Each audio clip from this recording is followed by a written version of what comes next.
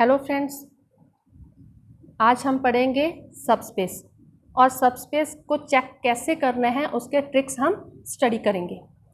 इससे पहले हम वेक्टर स्पेस क्या होता है वो हम स्टडी कर चुके हैं। हाँ जी, अब देखते हैं सबस्पेस क्या होता है। वेक्टर स्पेस का कोई भी सबसेट W वो सबस्पेस कब बनेगा जब वो खुद एक वेक्टर स्पेस होगा। क्लियर?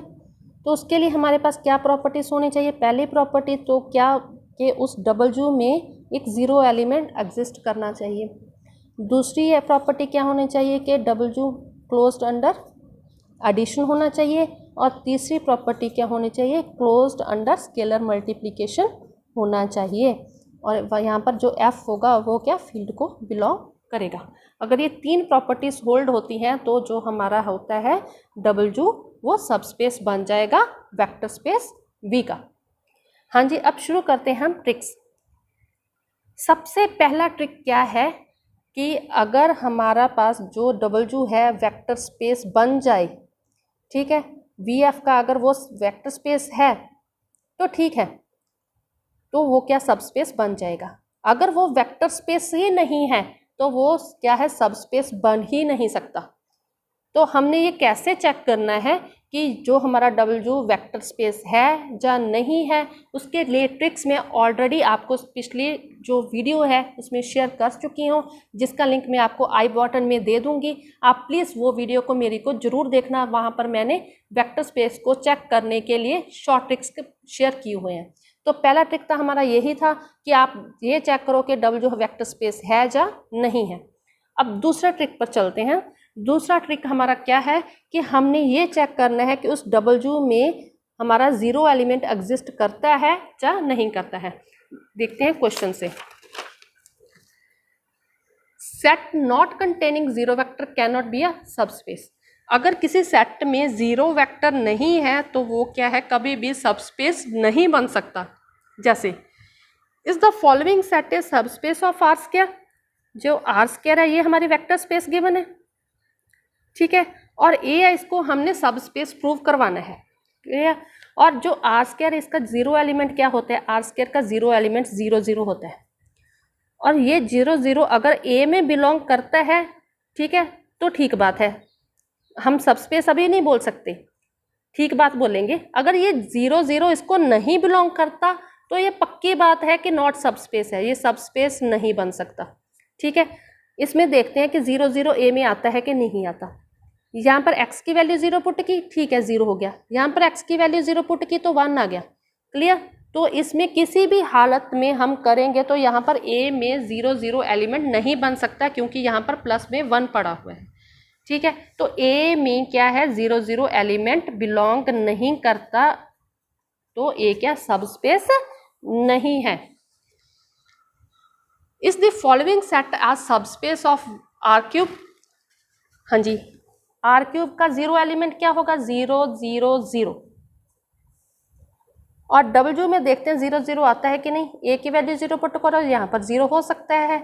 ए की वैल्यू 0 पुट करो, ये भी 0 बन सकता है, लेकिन ये 0 नहीं बनेगा क्योंकि यहाँ पर प्लस में 1 दिया हुआ है। ठीक है, तो इसमें लिए हमारे पास 0 0 0 does not belongs to W। तो हमारे पास W में अगेन जीरो एलिमेंट एग्जिस्ट नहीं करता, तो ये क्या है, ये भी हमारे पास सबस्पेस नहीं हो सकता। अब नेक्स्ट क्वेश्चन में देखते हैं, is the following set a subspace of R square. R square में एलिमेंट्स हमारे पास ये 2 टप्पल्स टाइप होते हैं।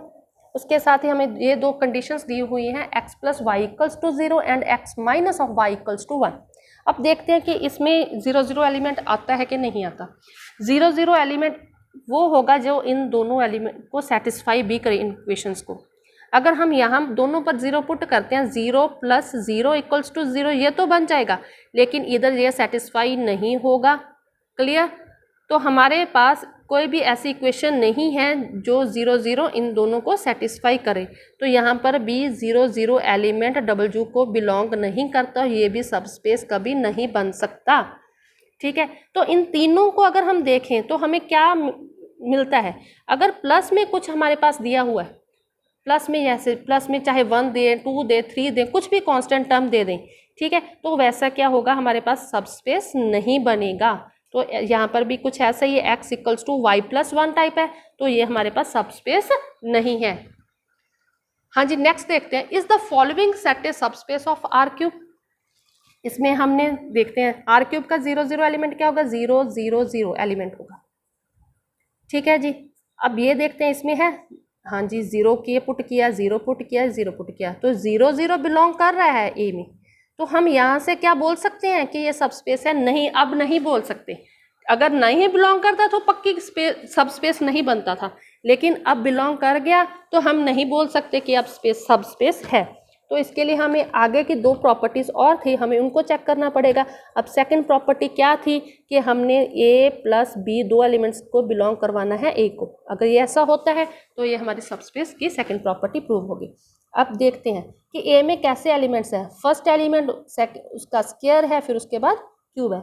अब दो एलिमेंट हम ए के ले लेते हैं। एक एलिमेंट मान लेते हैं, हम ले लेते हैं 2, उसके बाद उसका स्क्वायर है, उसका क्यूब है 2 4 8। एक एलिमेंट ले लेते हैं, दूसरा ले लेते हैं 3 9 27। ठीक है, एक्स स्क्वायर एक्स क्यूब। अब इन दोनों का प्लस करो, 2 4 8 प्लस 3 9 27। 3 + 2 5, 9 + 4 13, 27 + 8 35। क्लियर। अब 5 का स्क्वायर 25, 13 इक्वल्स टू 5 स्क्वायर है, नहीं है, तो ये क्या होगा, a plus B does not belongs to a। तो हमारी closure property under addition satisfy नहीं हुई, तो ये हमारी क्या होगी, सबस्पेस नहीं है। हाँ जी, चलो अब चलते हैं थर्ड ट्रिक पर। नेक्स्ट ट्रिक क्या है हमारा, इफ अ लाइन और plane passes through origin then it's a subspace. अगर कोई लाइन हमारी ओरिजिन से पास करती है तो क्या हो गया, वो सबस्पेस होगी। जहाँ कोई प्लेन ओरिजिन से पास करता है तो सबस्पेस होगा। जैसे first example, if W equals to X Y Z such that A X plus B Y plus C Z equals to 0। अगर एक्स वाई जेड की हम 0 0 वैल्यू पुट करें तो 0 इक्वल्स टू 0 आ जाएगा। ठीक है, इसका मतलब क्या होगा, ये ओरिजिन से पास करता है, तो ये पक्की बात है कि ये हमेशा ही सबस्पेस बनाएगा। Next, W equals to A B C such that B plus C equals to 0 is a subspace. Again अगर हम बी की वैल्यू 0 पुट करें, सी की वैल्यू 0 पुट करें, ठीक है, तो ये क्या ओरिजिन से पास कर रहा है, तो ये हमेशा क्या सबस्पेस बनाएगा। नेक्स्ट देखते हैं, W equals to A B C such that A B C belongs to R and A P plus B Q plus C R equals to 1।